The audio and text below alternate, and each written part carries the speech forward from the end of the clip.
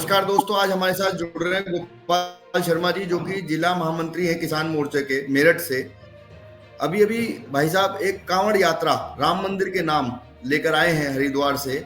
इससे पहले भी कांवड़ यात्रा गई थी हरिद्वार, जो कि राम मंदिर के बनने से पहले गई थी। भाई साहब उसमें भी थे और उसकी भी पूरी भूमिका भाई साहब की थी। आज समझते हैं कि दोनों यात्राओं का जो सफर था उनमें उन्होंने क्या महसूस किया हरिद्वार से चलने में। नमस्कार गोपाल जी, आपका हमारे चैनल पर बहुत बहुत स्वागत है। नमस्कार। ये एक कांवड़ राम जी जी मंदिर के नाम जो हम लेकर आए हैं, जी ये क्यों लानी पड़ी, इसकी आवश्यकता क्यों पड़ी? वर्ष 2018 में एक कांवड़ राम मंदिर के नाम हम मेरठ की क्रांति धरा के सिद्धपीठ बाबा ओगरनाथ मंदिर से चले और हरिद्वार की धरती पर जाकर गंगा मैया की गोद में स्नान किया, जल भरकर लेकर आए और बाबा ओगरनाथ मंदिर पर जलाभिषेक किया। 500 वर्षों से हिंदू समाज निरंतर संघर्ष कर रहा था, निरंतर लड़ाइयां लड़ रहा था, लेकिन श्री राम जन्मभूमि अयोध्या के पक्ष में कोई निर्णय नहीं आ रहा था। एक इतना लंबा कालखंड, हमारे हजारों लाखों हिंदू बलिदान हो गए, लेकिन राम मंदिर के पक्ष में कोई निर्णय हाथ नहीं लगा।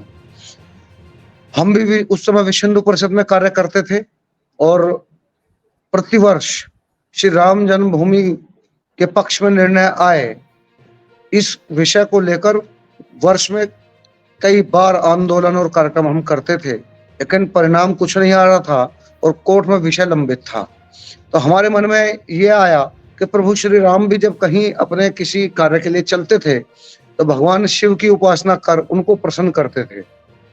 तो हमने सोचा कि कहीं ऐसा तो नहीं कि भगवान भोलेनाथ की आराधना, उनको प्रसन्न करने का कार्य विशेष रह रहा हो, तो क्यों ना भगवान भोलेनाथ पर जलाभिषेक किया जाए, उनको प्रसन्न किया जाए। तो वर्ष 2018 में हम 150 कार्यकर्ताओं को साथ में लेकर मेरठ की क्रांति धरा से निकले और मेरठ से मवाना, बहसुम्मा, बिजनौर, नजीबाबाद मार्ग से होते हुए हरिद्वार पहुंचे और हरिद्वार से जल भरकर राम मंदिर मॉडल का रथ जो हमने दिल्ली से तैयार कराकर मंगाया था, उसमें जल भरकर उस रथ के साथ सभी कार्यकर्ता पैदल पैदल रुड़की, मुजफ्फरनगर मार्ग से होते हुए मेरठ आए और मेरठ के सिद्धपीठ बाबा ओगरनाथ मंदिर पर जलाभिषेक किया। और सभी कार्यकर्ता जो इस यात्रा में साथ में थे, उन सभी की केवल एक ही मनोकामना थी कि शीघ्र से शीघ्र श्री राम जन्मभूमि के पक्ष में निर्णय आए और वहां भव्य मंदिर बनकर तैयार हो। और हमने ये भोलेनाथ से अपनी मनोकामना में ये मांगा भी था कि जब तक श्री राम जन्मभूमि के पक्ष में निर्णय नहीं आता, वहां भव्य श्री राम मंदिर बनकर तैयार नहीं होता, तब तक हम इस यात्रा का जोड़ा पूरा नहीं करेंगे। आप जानते होंगे, क्योंकि जब ये कांवड़ लाई जाती है तो इसमें क्या मनोकामना पूर्ण होने पर जोड़ा पूरा किया जाता है। तो हमने भोलेनाथ से जी पहले ही अपनी अर्जी लगा दी थी कि भोलेनाथ, जब तक मंदिर के पक्ष में निर्णय नहीं आएगा, इसका जोड़ा पूरा नहीं होगा, चाहे ये यात्रा आजीवन अधूरी रहे। भगवान भोलेनाथ ने सभी कार्यकर्ताओं की मनोकामना को ऐसा सुना कि 18 में हम यात्रा लेकर आए, जलाभिषेक किया और 2019 में माननीय उच्चतम न्यायालय के द्वारा श्री राम जन्मभूमि के पक्ष में बहुत सुंदर निर्णय दे दिया जाता है और पूरी की पूरी जमीन राम मंदिर के लिए हिंदू समाज को सौंप दी जाती है। अब राम मंदिर बनकर तैयार भी हो गया। भगवान की कृपा से प्राण प्रतिष्ठा में 22 जनवरी 2024 को मुझे रहने का भी अवसर मिला। अब मंदिर बन गया, प्राण प्रतिष्ठा हो गई, भगवान श्री रामलला भक्तों को अपने दर्शन देने लगे। तो भगवान भोलेनाथ ने हमारी इतनी बड़ी मनोकामना, जो हमें लगता था कि पता नहीं भगवान भोलेनाथ सुनेंगे भी या नहीं, उसको इतनी जल्दी सुना और इतनी शीघ्रता से निर्णय भी आ गया, मंदिर भी बन गया और दर्शन भी प्रारंभ हो गए। तो अब फिर हमारा अवसर आता है कि हम अपने संकल्प को पूरा करें। हम जो 18 में एक कांवड़ राम मंदिर का नाम लेकर आए, उसका जोड़ा हम पूरा करें। तो उसका जोड़ा पूरा करने के लिए हमने पुनः दिल्ली में जैसा राम मंदिर बना है, उसी तर्ज पर, उसी मॉडल का रथ तैयार कराया और उसी में पीछे भगवान श्री रामलला का वही चित्र जैसा अयोध्या में है, उसमें 5 फीट का चित्र उसके अंदर था। और हम पुनः 150 कार्यकर्ताओं को लेकर मेरठ की क्रांति धरा पर बने सिद्धपीठ बाबा उगड़नाथ मंदिर पर पूजा अर्चना की और उसी मार्ग से मवाना, भैंसुमा, बिजनौर, नजीबाबाद होते हुए हम हरिद्वार पहुंचे और वापसी जल रथ में रख करके रुड़की, मुजफ्फरनगर मार्ग से होते हुए मेरठ आए। दोनों मार्गों पर, जाने और आने के मार्गों पर एक लगभग 500 स्थानों पर हमारी यात्रा का भव्य स्वागत किया गया, पुष्प वर्षा की गई। यात्रा को दर्शन करने के लिए कितने ही स्थानों पर तो 50-50 हजार से ज्यादा लोग सड़क पर उपस्थित थे, जिन्होंने राम मंदिर मॉडल के रथ यात्रा के दर्शन किए और उस रथ में भगवान श्री राम लला के चित्र जो बना हुआ था उनके उनके दर्शन किए। इतनी सुंदर, इतनी भव्य ये यात्रा रही। इस यात्रा को पुलिस प्रशासन का भी बड़ा भरपूर सहयोग मिला।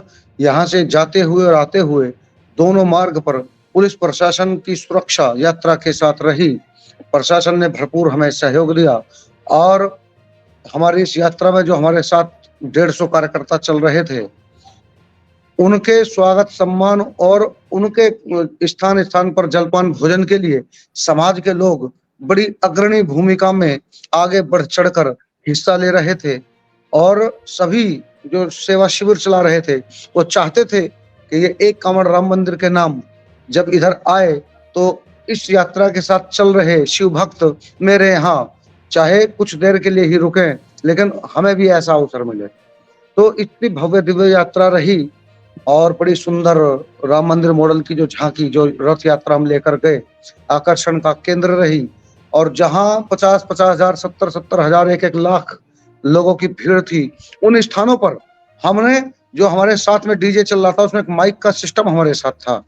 उस माइक के माध्यम से हमने संदेश भी दिया। जगह जगह आते हुए रास्ते में हमने संदेश दिया कि ये यात्रा एक धार्मिक यात्रा है और ये भगवान श्री राम का मंदिर बनने की खुशी में ये उसका जोड़ा पूरा किया जा रहा है। द्वितीय यात्रा है ये। यात्रा सनातन संस्कृति का परचम लहराने वाली यात्रा है। ये यात्रा हमें सामाजिक समरसता में बांधने वाली यात्रा है। ये यात्रा जात पात को समाप्त करने वाली यात्रा है। आप देखिए, सड़क पर जब शिव भक्त जल भरकर चलता है तो उसकी कोई जाति नहीं होती, लेकिन वही शिव भक्त जब अपने गंतव्य की ओर पहुंचता है तो अपने गंतव्य के पास में जाकर फिर वहां जातियां दिखाई देने लगती हैं। मंदिर अलग अलग बने हुए हैं। ये अगड़ी जाति का मंदिर, ये पिछड़ी जाति का मंदिर, अलग अलग जातियों के मंदिर फिर दिखाई देने लगते हैं। जब गंगा मैया की गोद में डुबकी लगाते समय कोई जाति नहीं है, रास्ते में आते हुए कोई जाति नहीं है, तो अपने जब हम गांव में या अपने मोहल्ले में जब हम प्रवेश करते हैं तो उस समय फिर जाति कहाँ से आ जाती है।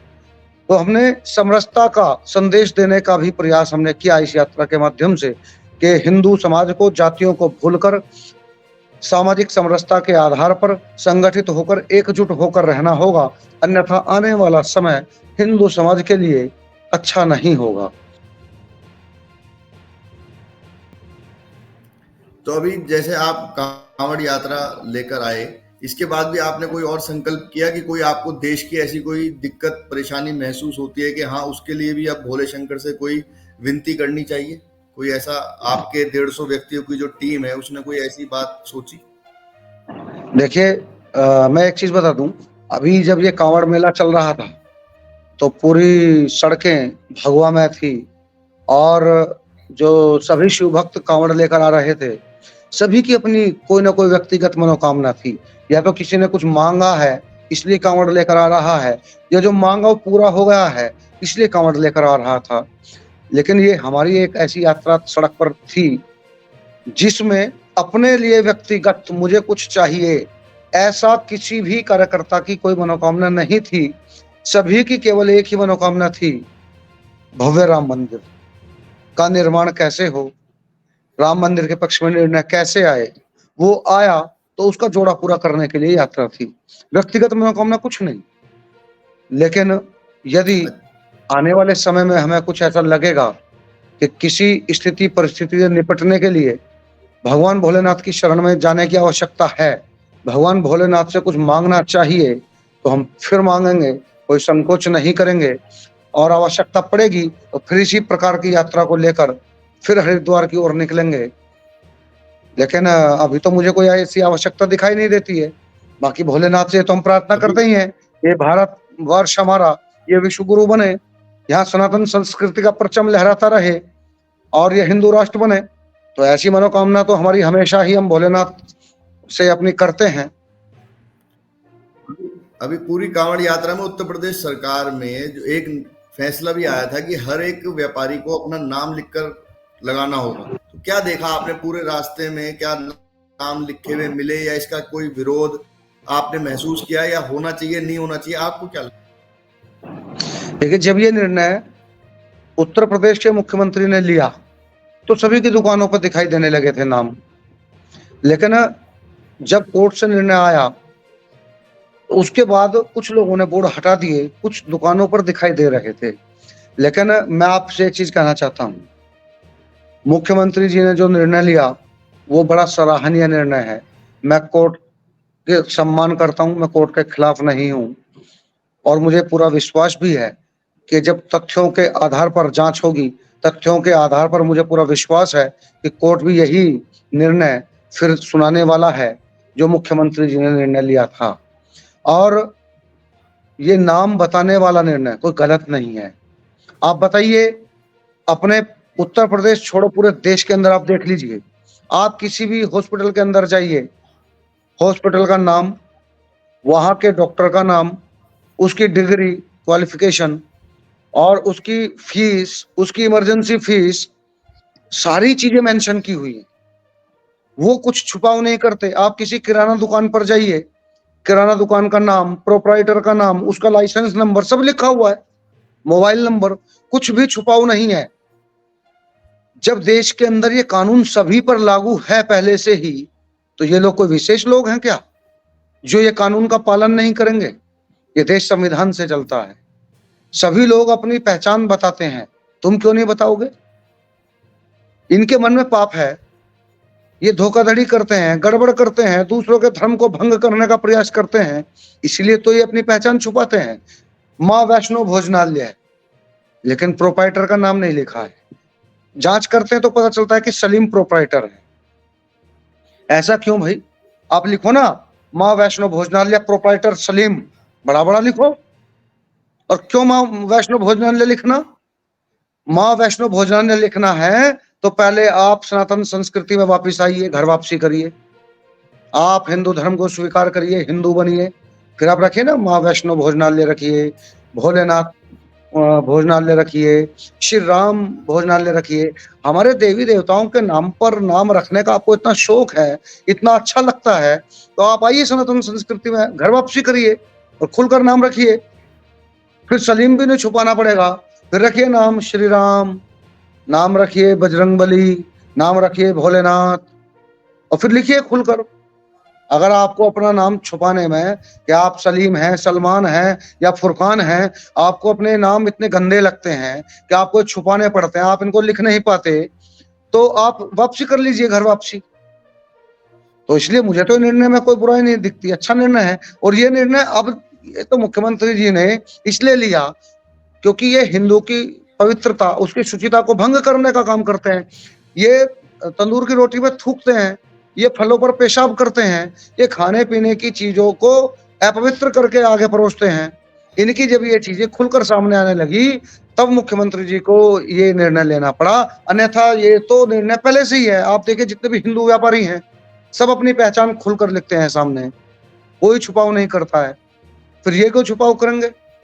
मतलब हिंदू नाम रखकर हिंदुओं से व्यापार करोगे, हिंदुओं की शुचिता को भंग करोगे, हिंदुओं की पहचान रखोगे, लेकिन अपनी पहचान नहीं बताओगे।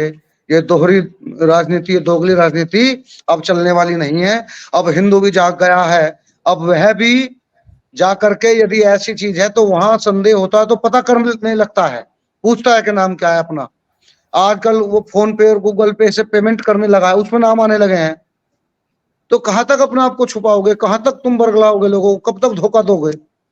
तो इसलिए इस निर्णय में कोई मुझे गलत नहीं लगता, निर्णय अच्छा निर्णय है, मैं इस निर्णय के साथ हूँ। चलिए, आपने पूरा अच्छे से बताया कि एक कांवड़ जो राम मंदिर के नाम आप लेकर आए, उसके लिए आपको बहुत बहुत बधाई। और आपने पूरे रास्ते में जिस तरीके का आनंद का अनुभव किया वो आपने हमारे दर्शकों को बताया। भविष्य में भी हम आपसे अलग अलग विषयों पर चर्चा करते रहेंगे। आज आप हमारे साथ जुड़े, आपका बहुत बहुत धन्यवाद। धन्यवाद।